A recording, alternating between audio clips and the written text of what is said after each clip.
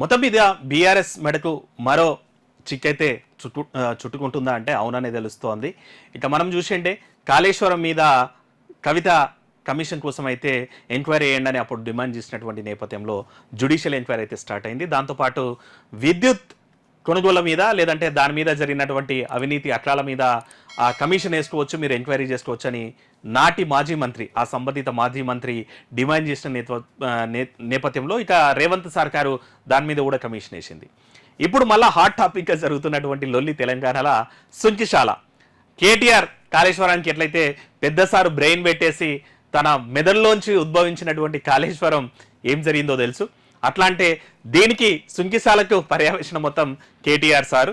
మనం చూసిండే మొన్న వరదలకి అది రైలింగ్ కూడా కూలిపోయినటువంటి నేపథ్యంలో ఇక మీరు చేసిండ్రు, మేం చేసినాం, మీరు చేసిండ్రు, లాస్ట్కి ఎవరు కట్టిండ్రు, కాంట్రాక్టర్ని ఎంక్వైరీ చేయాలి, లేకపోతే ఇంజనీర్లు ఎంక్వైరీ చేయాలి, లేకపోతే మీరే అలసత్వం వహించిండ్రు, నీళ్ళు వస్తున్నాయని తెలిసినప్పటికీ కూడా స్పందించలేదు, అధికార పార్టీదే తప్పని చెప్పేసి ఆనాడు మీరు చేసిన ఘనకార్యమే ఈరోజు కూలిపోయింది అన్నటువంటి పంచాయతీ జరుగుతుంది.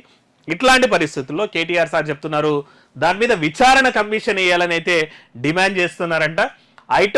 హైకోర్టు సిట్టింగ్ జడ్జితో విచారణ జరిపించాలని కేటీఆర్ సార్ అయితే డిమాండ్ చేస్తున్నటువంటి నేపథ్యంలో ఇప్పుడు ఓ ఇంట్రెస్టింగ్ వార్త అయితే సోషల్ మీడియాలో జరుగుతోంది. మీరు చేసిన తప్పులే, తర్వాత విచారణ కమిషన్ల కోసం డిమాండ్ చేస్తున్నారు. తెలుసు మనకి కాళేశ్వరం మీద విచారణ కమిషన్ జరుగుతోంది, విద్యుత్ కుంభకోణం మీద విచారణ జరుగుతోంది, గొర్రె కుంభకోణం మీద విచారణ జరుగుతుంది, సుంకిశాల మీద కూడా ఇప్పుడు విచారణ మీరు డిమాండ్ చేస్తే నిజంగా ప్రభుత్వం అట్లాంటిది వేస్తే మీ వెడకే చుట్టుకుంటుంది అన్నటువంటిది కూడా ఈరోజు సోషల్ మీడియాలో అయితే విమర్శలు అయితే అవుతున్నాయి. మరి సెల్ఫ్ డిఫెన్స్ చేసుకోలేకపోతున్నారా? అన్నీ వాళ్ళకే రిటర్న్ పడుతున్నాయా? యూటర్న్లు తీసుకొని వాళ్ళ మెడకే ఈ ఉచ్చులన్నీ కూడా బిగుస్తున్నాయా? చివరికి కేసీఆర్ మీద కాళేశ్వరం ఎట్లాంటి అపవాదు ఉందో కేటీఆర్ సార్ మీద మరి సుంకిశాల కూడా అపవాదు, సెల్ఫ్ గోల్ తప్పదు అన్నటువంటిది అయితే సోషల్ మీడియాలో అయితే జరుగుతోంది. ఈవెన్ ఆ గులాబీ పార్టీలో ఇంటర్నల్ కూడా ఆ డిస్కషన్ అయితే జరుగుతుందంట. మరి ఈ సుంకిశాల ఘటన మీద, ఆ రైలింగ్ కూడా కూలిపోతున్నటువంటి ఘటన మీద మరి నిజంగా కాంట్రాక్టర్ మీద చర్యలు తీసుకుంటారా? ఇంజనీర్లు తెలిసినప్పటికీ కూడా అలసత్వం ప్రదర్శించిండ్రా? లేదంటే ఆనాడు డిజైన్ చేసినప్పుడే దాంట్లో లోపాలు ఉన్నాయా? ఇవన్నీ కూడా ప్రజలకైతే తెలవాల్సిన అవసరం అయితే ఉంది. కానీ ఎట్ ది సేమ్ టైం అది స్టార్ట్ అయింది బీఆర్ఎస్ గవర్నమెంట్లో. అంటే ఈరోజు కాంగ్రెస్ పార్టీ అంటుంది మంచి జరుగుతూనేమో మీ గొప్పతనం, ఫెయిల్ అయితేనేమో ఇంజనీర్లదో లేకపోతే కాంట్రాక్టర్లో లేకపోతే ఈ రోజు ఉన్నటువంటి గవర్నమెంటుదా అన్నటువంటి విమర్శలు కూడా వస్తున్నాయి. కాంగ్రెస్ పార్టీ ఏదైతే విమర్శలు చేస్తుందో ఈవెన్ బీఆర్ఎస్లో కూడా టాక్ అనేటువంటిది అయితే ఇంటర్నల్గా ఏమైతుంది గుసగుసలు అయితే వినిపిస్తున్నాయంటే దీంట్లో కూడా సెల్ఫ్ గోల్ వేసుకుంటున్నామో మళ్ళీ మనము దాని మీద విచారణ కమిషన్ అని చేసేసి మనం చూసిండే విద్యుత్ కుంభకోణం ఏం జరుగుతుండే. ఫస్ట్ జస్టిస్ నరసింహారెడ్డి కమిషన్ వేస్తే ఆయన మీద అసంతృప్తి వెళ్ళగెక్తే మళ్ళా అది కోర్టు వరకు వెళ్ళి మళ్ళీ కోర్టు ఇంగోర్ని వాళ్ళని ఆ కమిటీని అయితే వద్దని చెప్పేసి రద్దు చేయించి కొత్త కమిటీని కూడా ఏర్పాటు చేయించున్నారు. మరి వీళ్ళే డిమాండ్ చేస్తున్నటువంటి నేపథ్యంలో మరి సుంకిశాల మీద కూడా గవర్నమెంట్ మరి ఎంక్వైరీ చేస్తుందా? మరి దీంట్లో తప్పేవడిది, దీంట్లో ఎంత అక్రమాలు జరిగినాయి, దీంట్లో ఎంత అవినీతి జరిగింది, లేకపోతే ఇట్లా ప్రజల డబ్బును అది వాళ్ళు చేసినా వీళ్ళు చేసినా ఇంజనీర్లు అలసత్వం ప్రదర్శించినా లేదనుకుంటే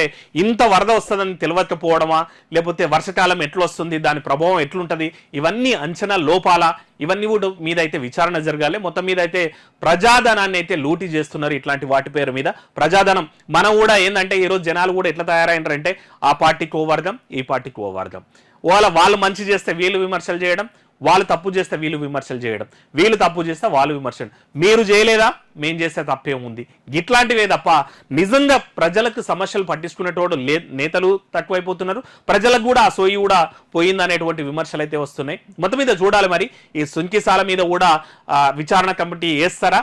మరి ఆ విచారణ కమిటీ ఏం తేలుస్తుంది? ఇట్లాంటివన్న ఫ్యూచర్లో కూడా సరే ఇవంటే జరిగిపోయినాయి.